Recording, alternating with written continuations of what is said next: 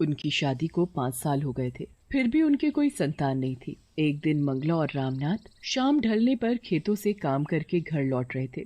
तभी उन्हें झाड़ियों से किसी बच्चे के रोने की आवाज सुनाई। ये आवाज कहाँ से आ रही है? ये आवाज उन झाड़ियों से आ रही है, चलो चलकर देखें। दोनों झाड़ियों के पास पहुँचते हैं तो हैरान रह जाते हैं। ये तो सच में बच्चा है। हाय राम, इतने छोटे से बच्चे को ऐसी सुनसान जगह कौन छोड़कर चला गया?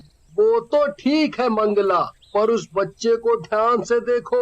वो बच्चा दिखने में कुछ अजीब है। उसका रंग रूप हमारे जैसा नहीं है। वो दिखने में बहुत डरावना और नीले रंग का है। ऐसा रंग रूप होने की वजह से ही शायद इसकी माँ ने इसे यहाँ फेंक दिया होगा। बेचारा पता नहीं कब से यहाँ भूखा प्यासा पड़ा होगा। मंगला उस बच्चे को अपनी गोद में उठा लेती है। उसकी गोद में आते ही बच्चा फौरन चुप हो जाता है और सो जाता है। अरे, ये बच्चा तुम्हारी गोद में आते ही कैसे चुप हो गया? और देखो, वो सो भी गया। कुछ भी कहो मंगला, बच्चे तो बच्चे होते हैं। रूप रंग में क्या रखा है? पर अब हम इस बच्चे का क्या करें? करना क्या है जी, अब ये बच्चा हमारे पास ही रहेगा। आज से हम इसके माँ बाप हैं। मंगला और रामनाथ उस बच्चे को अपने साथ अपने घर ले जाते हैं। घर पहुँचते ही गांव वाले उन्हें उस बच्चे के साथ देखकर हैरान हो जाते हैं और सभी उनसे पूछने लगते हैं, अरे मंगला, ये बच्चा तुम्हारे पास? किसका है ये बच्चा? और इसका रंग नीला क्यों है? सूरत से तो ये बहुत डरावना लगता है।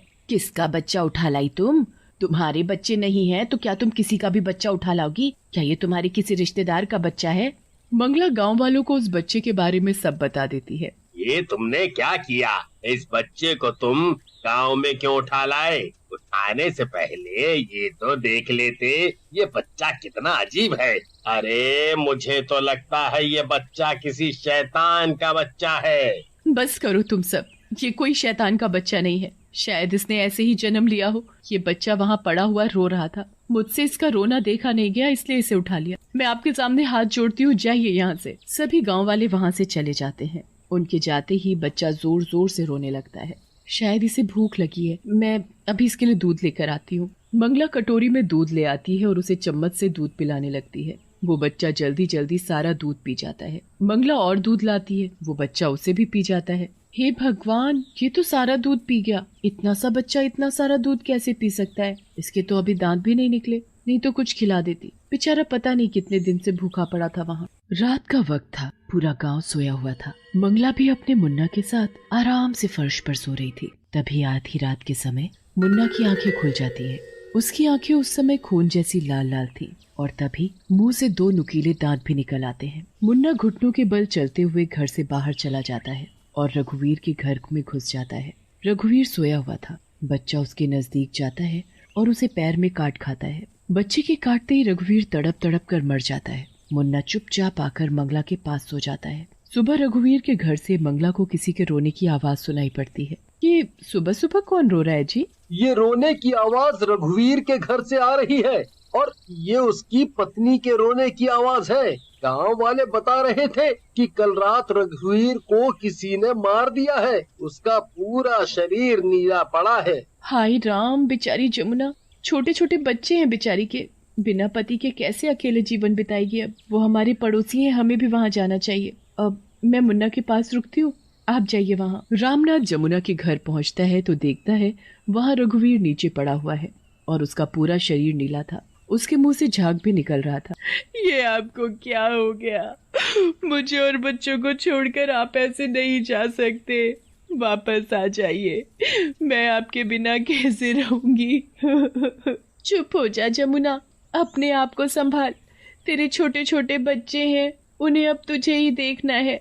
उनके लिए अब तू ही माँ है और तू ही बाप। अरे भाई, रघुवीर को देखकर तो ऐसा लगता है जैसे किसी सांप ने काटा हो उसे। पूरा शरीर नीला पड़ा है, ऊपर से उसके मुंह से झाग भी निकल रहे हैं। रघुवीर के शरीर पे कटे के निशान तो हैं, पर वो सांप के कटे के नहीं लगते। उसके शरीर पर किसी जानवर जैसे कटे के निशान हैं। क्या कह रहे हो तुम? जानवर के कटे के निशान? पर ऐसा कौन जानवर होगा जिसके काटने से रघुवीर के शरीर में इतना जहर फैल गया है? जरूर कोई खतरनाक जानवर होगा भाई, बच कर रहना। गांव वाले तरह तरह की बातें बनाकर अपने अपने घर चले जाते हैं। अगले दिन मंगला अपने मुन्ना को नदी पर नहलाने के लिए ले जाती है। देखो तो इस मंगला का बच्चा कितना बदसूरत है। ओ मंगला, अगर तू इसे ना भी नहलाए तो भी चलेगा, क्योंकि इसके नहाने से इसका रंग रूप नहीं बदल जाएगा। देखो तो इसका रंग कैसे गहरा नीला है। तुम मेरे बच्चे का मजाक बनाना छोड़ो। तुम्हें इस मासूम पर तरस नहीं आता क्या? अभी कितना छोटा है। खैर, तुम लोगों से तो बात करना ही बेकार है। मैं अभी अब मुन्ना को नहलाकर यहाँ से चली जाऊंगी। मंगला देखती है कि उसका मुन्ना उसके पास नहीं है। वो उसे इधर उधर ढूंढने लगती है। मुन्ना, मुन्ना कहाँ हो तुम? आखिर मुन्ना कहाँ जा सकता है? अभी तो वो मेरे ही पास था, इतनी जल्दी कहाँ गायब हो गया? मुन्ना, मुन्ना। रामकली नदी के पानी में खड़ी थी। मुन्ना उसके पीछे ही था। वो बहुत गुस्से में था, लाल लाल आंखें। तभी वो अपने नुकीले दांत निकालता है और रामकली के पैरों में गड़ा देता है। तभी रामकली जोर जोर से चिल्लाने लगती है। मर गई, मेरा पैर, किसने काटा मुझे? रामकली पीछे मुड़कर देखती है तो मुन्ना का रूप देखकर हैरान रह जाती है। मुन्ना, मुन्ना छोड़ उसे। अरे छोड़, हे भगवान, इसके तो अभी दांत देती है। पर उसके काटने से रामकली मर जाती है। मरते ही उसका पूरा शरीर नीला पड़ जाता है और उसके मुंह से झाग निकलने लगता है। मंगला मुन्ना के मुंह में झांक कर देखती है तो मुन्ना के नुकीले और पैने दांत देखकर बहुत डर जाती है। हे भगवान, ये सब क्या है? ये कैसे हो सकता है? इतने छोटे से बच्चे के काटने से रामकली कैसे मर गई? रघुवीर की तरह इसका शरीर भी नीला पड़ चुका है। मुझे मुन्ना को लेकर यहाँ से जल्दी निकलना होगा। मंगला घबराई और डरती हुई मुन्ना को अपने साथ लेकर घर पहुँचती है। क्या हुआ मंगला, तुम इतनी घबराई हुई क्यों लग रही हो? क्या बात है? मंगला रामनाथ को मुन्ना के बारे में सब बता देती है। क्यों मजाक कर रही हो मंगला? वो देखो मुन्ना को, वो बेचारा तो आराम से खेल रहा है। उसके कोई दांत वात नहीं है। हो सकता है रामकली को किसी जहरीली मछली ने काटा हो, इसलिए वो मर गई। मैं सच बोल रही हूँ जी, मैंने अपनी आंखों से वो सब देखा।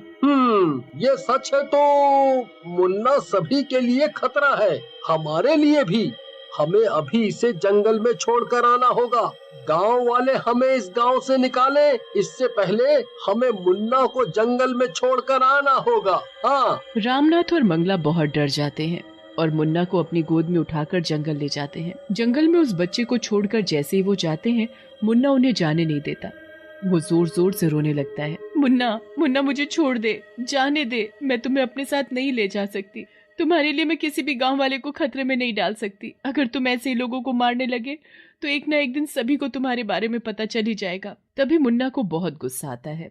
आंखें खून जैसी लाल और मुंह में बड़े बड़े दांत निकाल लेता है। मंगला, तुमने सही कहा था। ये बच्चा कोई मामूली बच्चा नहीं है, ये तो कोई शैतान का बच्चा लगता है। तभी मुन्ना बोलने भी लगता है। तुम लोग मुझे ऐसे कैसे छोड़ कर जा सकते हो? मैं तो तुम्हारा बेटा हूँ और तुम दोनों मेरे माँ बाप। अजी, अजी, ये बच्चा तो बोलता भी है। मुन्ना, हमें जाने दे। नहीं, तुम लोगों ने मुझे यहाँ छोड़कर अच्छा नहीं किया। इसका अंजाम अब तुम दोनों झेलोगे। मुन्ना गुस्से में उन दोनों की तरफ बढ़ता है उन्हें काटने के लिए। जैसे ही वो मंगला को काटने वाला होता है, वहाँ एक चुड़ैल आ खड़ी होती है। रुक जाओ, उसे मत काटना। तुम उन्हें ही मारने चले हो जिन लोगों ने तुम्हें आसरा दिया, तुम्हें अपने घर रखा, बिल्कुल अपने बच्चे की तरह। तुम चुड़ैल, तुम्हें कैसे पता ये सब? क्योंकि ये मेरा बच्चा है। मेरी गलती की वजह से ये मुझसे बिछड़ गया। मैंने इसे हर जगह ढूंढा पर ये मुझे कहीं नहीं मिला। जब मैंने सुना कि गांव में किसी की मृत्यु हो गई है और वो मरने के बाद नीला पड़ गया है, तो मैं समझ गई कि मेरा मुन्ना वही गाँव में है। फिर मैंने मेरे मुन्ना को तुम्हारे घर देखा। तुम दोनों मेरे मुन्ना को बड़े प्यार से रख रहे थे, उसका बहुत अच्छे से ख्याल रख रहे थे। मुझे तो तुम दोनों का शुक्रिया अदा करना चाहिए। हमसे गलती हो गई जो हम तुम्हारा बच्चा उठाकर अपने घर ले गए। जब मेरी मृत्यु हुई तब मैं गर्भ से थी, पर मरने के बाद मैं चुड़ैल बन गई। चुड़ैल बनते ही मैं जंगल के सांपों को मार मार कर खाने लगी, इसलिए मेरा बच्चा भी बिल्कुल मेरे जैसा है। उसकी रगों में खून नहीं, जहर है। तभी चुड़ैल अपने बच्चे को गोद में उठाती है और वहाँ से चुपचाप चली जाती है। रामनाथ और मंगला भी अपने घर वापस आ जाते हैं। गांव वालों के मुन्ना के बारे में पूछने पर वो दोनों